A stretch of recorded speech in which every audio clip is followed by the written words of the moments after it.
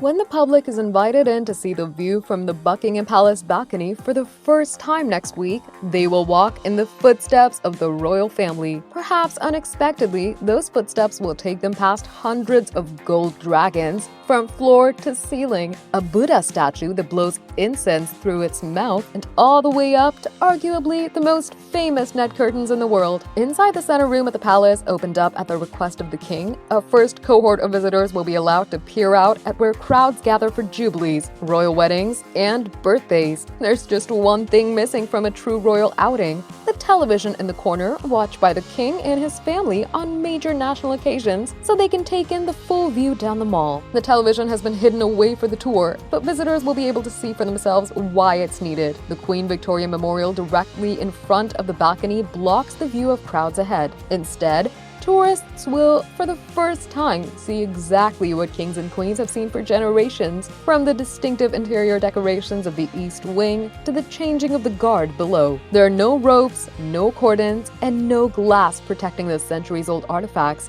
most of which were collected and commissioned by George IV for Brighton Pavilion before being moved en masse to Buckingham Palace in 1850 after the new wing was built. Some 6,000 visitors will walk through the East Wing this summer in a trial opening of the private rooms of the palace, which have been conserved and refurbished as part of a wider. The king was the driving force behind the opening and was given his own tour to sign off on what visitors would see.